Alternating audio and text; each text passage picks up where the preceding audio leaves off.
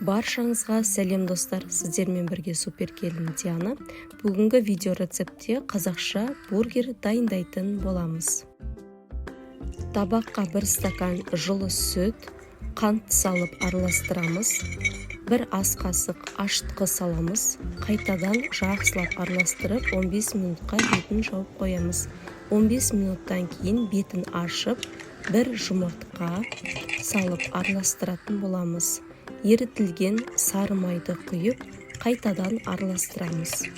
Онды илектен өткізіп салатын боламыз. Енді қамырды жуымсақ етіп илеп аламыз. Иленген қамырды жарты сағатқа ашытып қоямыз. Соусын дайындаймыз. Чеснокты майдалап үгітіп аламыз. Укропты да майдалап турап аласыздар. Кесеге укроп, чеснок, майонезді саламыз.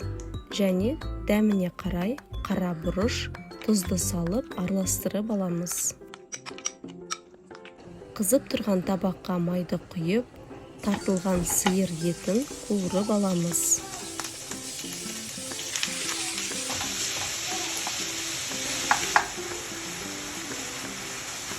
Дәміне қарай аз ғана тұзды салып, және гинзаны турап саламыз.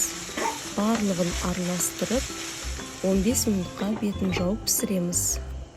Жарты сағатта қамырымыз көтеріліп, әдемі болып шықты. Қамырды бөлшектерге бөліп аламыз. Менде 8 күлше шықты.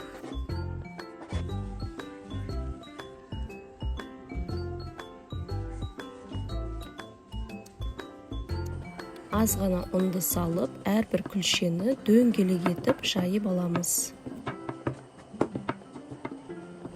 Күлшелерді дөңгелек етіп жайып алдық. Енді қызып тұрған майға пісіріп аламыз. Бауырсақтың көлемі үлкен болуы қажет. Екі беті қызарып пісті.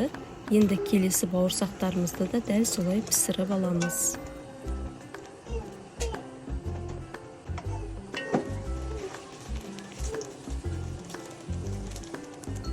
Енді бургердің ішіне барлығын салып шығатын боламыз.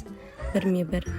Бауырсақтың ортасын кесіп алып, ең алдымен соусты, одан кейін барып қуырылған фарш етін, және де тұздалған қияр, салат жапырағын саламыз. Қалауыңыз бойынша помидор салсаңыздар да, сыр салсаңыздар да болады.